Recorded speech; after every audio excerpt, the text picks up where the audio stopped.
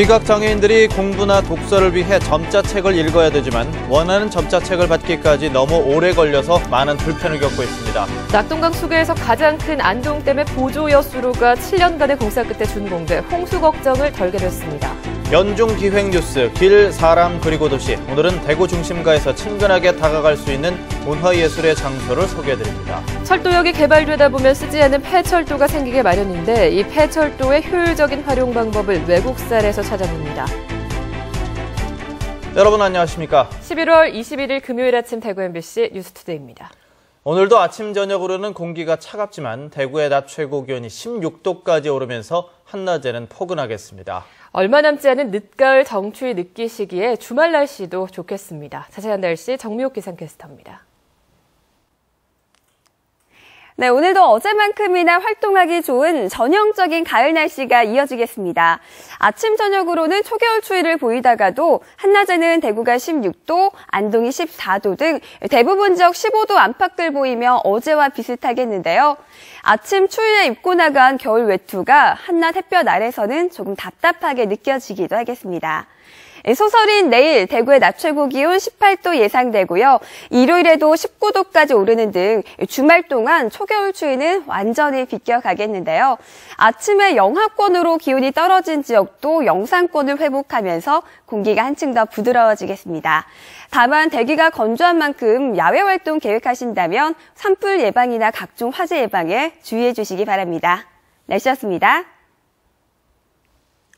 시각장애인들이 공부를 하거나 독서를 하기 위해서는 점자책이나 녹음책을 이용해야 하는데요. 그렇지만 원하는 책을 받아 읽기까지 반년이 걸리는 경우도 있어 불편이 이만저만이 아니라고 합니다. 양관희 기자가 보도합니다. 대학교에서 사회복지학을 공부하고 있는 시각장애인 강창식 씨는 매 학기마다 점자로 된 전공책이 없어 곤욕을 치릅니다.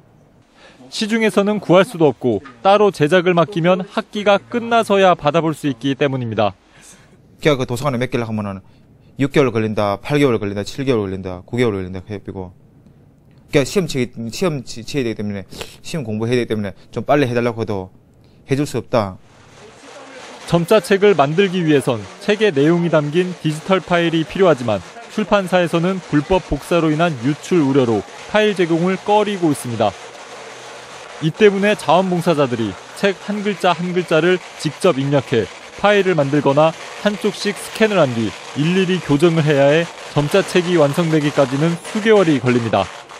시각장애인들이 학습할 수 있는 그런 권리를 갖다 좀 이렇게 보장해주는 차원에서 출판사나 그 해당 작가 선생들이 좀 그 출판권에 대해서 좀 저희 쪽에 파일을 갖다가 직접 주시면은 그 신간 도서를 갖다 저희가 좀 신속하게 점자 도서로 제작해서 저작권법과 도서관법에 따라 시각장애인용 책을 만들기 위해 출판사에 디지털 파일을 요구할 수 있지만 강제할 수는 없어 수십 년째 같은 문제가 반복되고 있습니다. 그러니까 제가 대학 시절 때 점자 도서관에 이제 책을 맡기면 기본적으로 한 3개월에서 6개월 정도 걸리더라고요.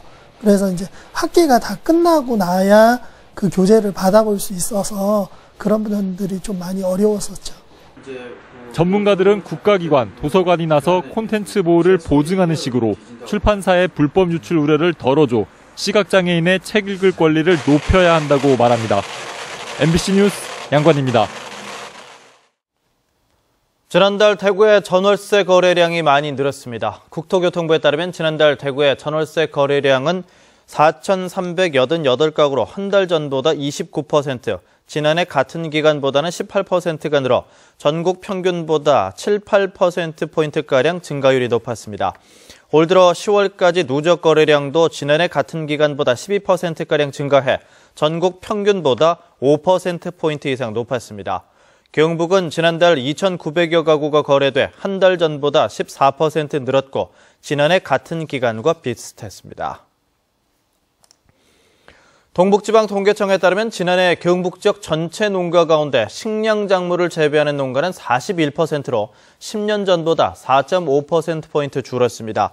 반면 과수 재배 농가는 전체의 28.7%로 10년 전에 비해서 3.9%포인트 늘었습니다.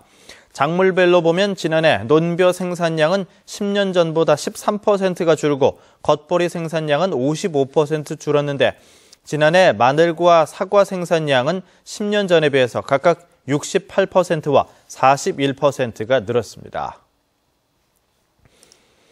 어제 오전 9시 50분쯤 경북 청도군 풍가급의 한 공터에 세우는 승용차에서 부산 모 물류업체 53살 강모 상무와 44살 하모 부장이 착화탄을 피워놓고 숨진 채 발견됐습니다. 이들은 지난 2005년 부산 항만공사가 부산 신항 배후단지에 입주할 업체를 선정하는 과정에서 입주를 원하는 업체에서 로비 자금을 받아 항만공사 관계자에게 전달한 혐의로 최근 경찰 조사를 받은 것으로 알려졌습니다. 경찰은 이들이 가족에게 죽음을 암시하는 문자를 보냈고 조사와 관련해서 답변 내용을 적은 공책을 남겼다며 정확한 사망 원인을 밝히기 위해 시신을 부검하기로 했습니다. 낙동강 수계에서 가장 큰 안동댐의 보조여수로 공사가 7년간의 공사 끝에 준공됐습니다. 앞으로 아무리 극한 상황에서도 홍수 걱정은 덜게 돼서 항구적으로 댐의 안전성을 확보할 수 있게 됐습니다. 조동진 기자가 보도합니다. 200년 강우 빈도에 맞춰 건설된 안동댐은 지난 2002년과 2003년 태풍 매미와 루사로 정상적인 댐 운영의 한계에 부닥쳤습니다.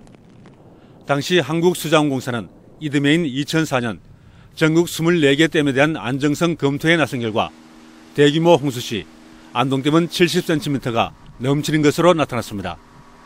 이에 따라 시작된 치수능력 증대 사업으로 안동댐은 지난 2008년 1,200억 원으로 보조여수로 공사가 시작돼 전국 15번째로 완공됐습니다. 폭 67m에서 40m, 길이 375m의 보조여수로로 안동댐은 초당 5,300톤의 방류 능력이 초당 11,000톤으로 배 가까이 늘어나 극한 홍수량에도 안정적인 운영이 가능하게 됐습니다. 매미나 루사처럼 이상 홍수가 발생함에 따라 가능 최대 홍수량에도 댐의 안정성을 확보하기 위해 보조여수로 건설 사업을 시행하였습니다. 보조여수로와 더불어 댐 주변에는 다양한 휴식시설과 함께 세계 물포럼 기념공원도 조성 중에 있어 새로운 관광자원으로 부상하게 됐습니다. 기념공원, 그리고 세계 물포럼 기념관이 만들어지고 있는데 이런 것들은 안동 시민과 그리고 경북 도민들의 가장 큰 휴식토와 좋은 관광지가 될 것으로 생각하고 있습니다. 지난 76년 건설된 안동댐은 이제 무조건 방류가 아니라 충분히 저수하면서 홍수에 대응하는 방어 능력을 갖추며 댐 운영의 정상화를 꾀할 수 있게 됐습니다. 댐 안정성이 확보된 만큼 이젠 댐 주변 지역 발전을 위한 지속적인 관심과 지원도 필요해 보입니다. MBC 뉴스 조동진입니다. 최근 안전 논란으로 대규모 전학 신청 사태를 빚은 포항의 양덕초등학교 본관이 안전에 문제가 없는 B등급 판정을 받았습니다. 경북교육청은 최근 전문기관에 의뢰해서 정밀 안전 점검을 한 결과 포항 양덕초등학교 본관 건물이 시설물 평가 기준 A에서 2등급 가운데 B등급을 받았다고 밝혔습니다. B등급은 내구성을 높이기 위해서 일부 보수가 필요하긴 하지만 건물 안전에는 문제가 없는 수준에 해당합니다. 서울행정법원은 대구대 정상화를 위한 교직원 공동대책위원회와 대구대 학교법인 영광학원 전 이사인 박영선 씨 등이 교육부 장관을 상대로 낸 임원 취임 승인 취소 처분을 취소해달라는 소송에서 원고 패소 판결했습니다. 이 판결로 대구대 학교법인 영광학원 이사회는 계속 유지될 것으로 보입니다. 박 전 이사 등은 지난 3월 교육부가 영광학원의 임원 취임 승인을 취소하고 임시이사를 파견한 것은 부당한 조치라며 소송을 냈습니다. 대구지방법원 제1행정부는 대구 모대학교 ROTC 사관 후보생 A씨가 낸 사관 후보생 자격 박탈 처분 취소 소송에서 원고 승소 판결을 내렸습니다. A씨는 지난 2월 SNS 메신저로 친구에게 여자 후보생의 사진을 보내고 음란한 발언을 한 사실이 드러나 사관 후보생 자격을 박탈당하자 소송을 냈습니다. 재판부는 관련 발언이 사생활 영역에 속하고 상대가 퍼뜨릴 것으로 예상하기 어려웠다며 이같이 판결한다고 밝혔습니다.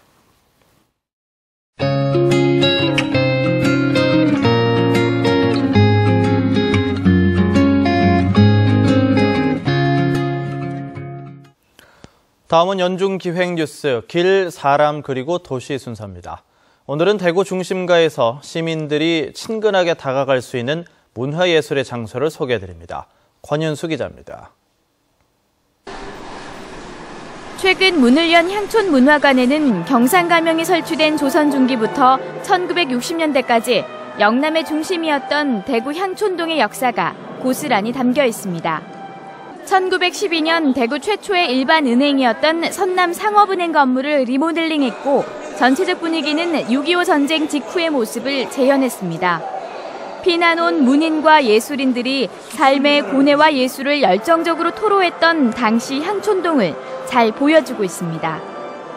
그때의 역사적인 것도 재현하고, 그러니까 아마 우리 어르신들은 추억을 또 많이 또 느끼실 것 같고, 또 젊은이들은 우리 근대사가 이런 것이었구나 하는 것을 아는, 아마 그렇게 또 소통하고 만나는 또 장이 되지 않을까.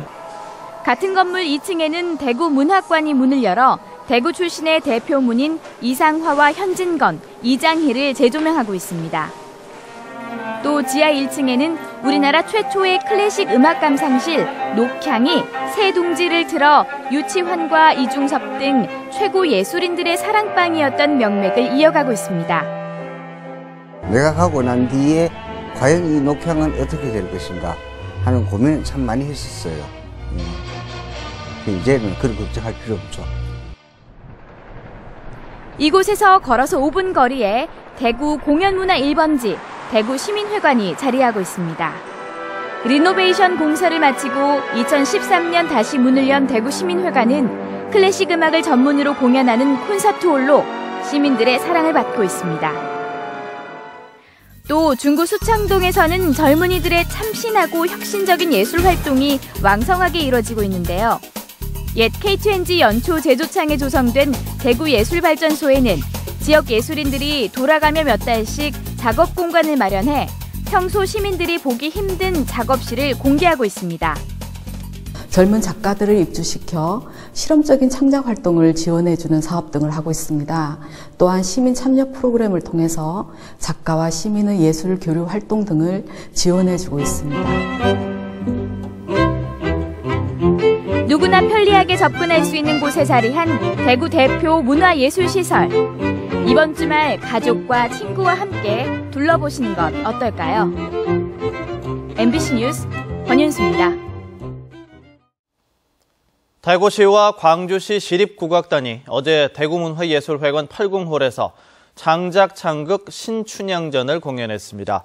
오늘까지 이틀 동안 열리는 이번 공연은 국토교통부 내륙관 발전 시범 사업으로 추진됐고 영남과 호남의 문화적 융합을 춘향과 몽룡으로 의인화해서 두 지역의 화합과 상생 발전의 메시지를 담고 있습니다.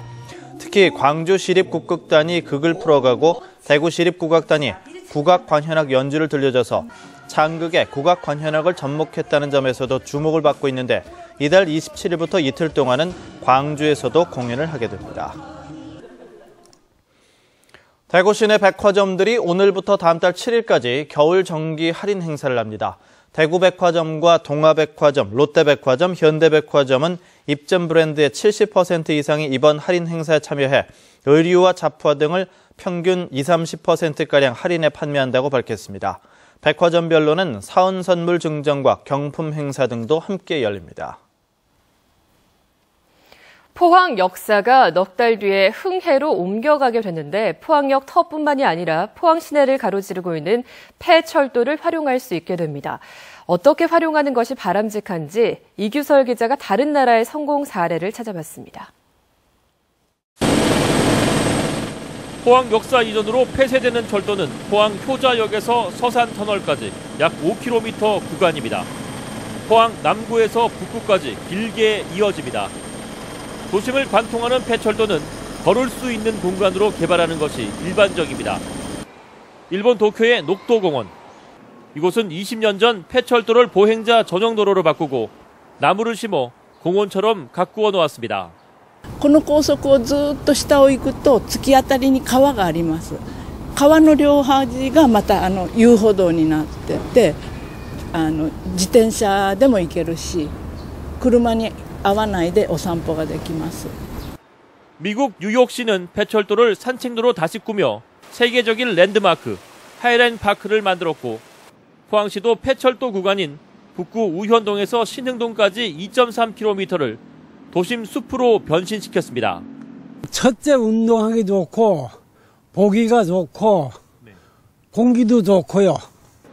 그런데 어떻게 관리하느냐에 따라서 명품 산책로가 될 수도 있고 그저 그런 길이 될 수도 있습니다. 일본 카가와현 타카마츠 시내 보행자 전용길. 사람들이 자전거에서 내리더니 자전거를 끌고 거리를 지납니다. 보행자의 안전을 배려하기 위해서인데 이런 정책 덕분에 이곳은 사람들이 즐겨 찾는 명소가 됐습니다. ここは今もう自転車も乗れないんで歩行者にはいい商店街だと思います。 미국 뉴욕 하이라인 파크도 자전거 출입과 공원 내 음주를 금하는 등 16가지 금지 사항을 만들어 시민들의 보행권과 휴식권을 보장하고 있습니다. We absolutely love it. It's very natural, not like structured park really. Very urban feeling. 산책로 조성 이외에도 자전거 전용 도로 건설과 캐릭터 열차 운행 등 폐철도 활용 방안은 다양합니다. 하지만 어떤 식으로 활용하든 간에 세계 어디에 내놓아도 손색이 없고 시민들이 계속 찾고 싶은 공간으로 만들어야 한다는 전제는 반드시 지켜야 합니다. MBC 뉴스 이규설입니다. 대구 가톨릭대학교 홍철 총장이 대한적십자사 총재 표창을 받았습니다. 대구 가톨릭대는 지난 4월 대한적십자사 대구경북혈액원과 헌혈 약정을 체결하고 정기적인 헌혈 참여와 헌혈 문화 정착에 기여한 공로로 이번에 표창을 받게 됐습니다. 한편 대가대는 올해 개교 100주년을 맞아 1,000억 장의 헌혈증을 모아서 기부하는 헌혈 캠페인도 벌이고 있습니다. 대구 출신의 박철원 전 장관이 제19회 영락문학상 대상 수상자로 선정됐습니다. 박철원 장관은 지난 3월 세 번째 시집인 바람이 잠들면 말하리라를 발간해 제19회 영락문학상 대상자로 선정됐습니다.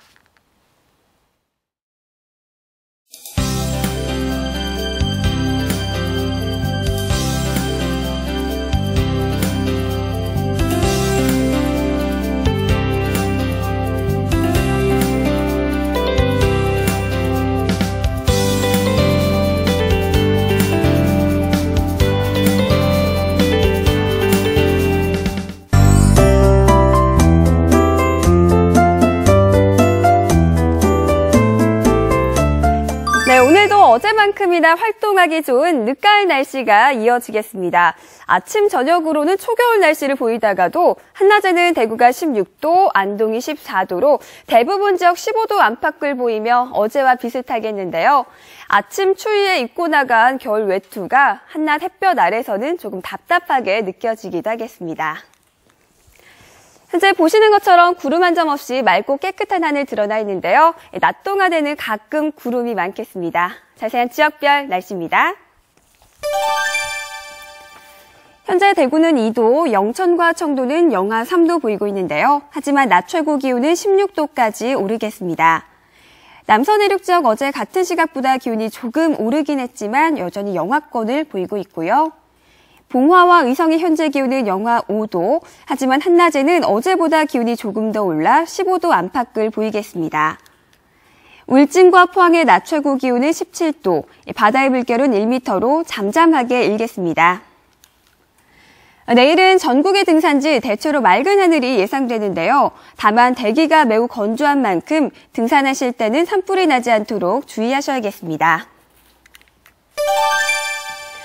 일요일에는 대구의 낮 최고 기온이 19도까지 오르며 주말 동안 초겨울의 추위는 완전히 비껴가겠는데요. 다음 주 화요일에는 비가 내릴 전망입니다. 날씨였습니다.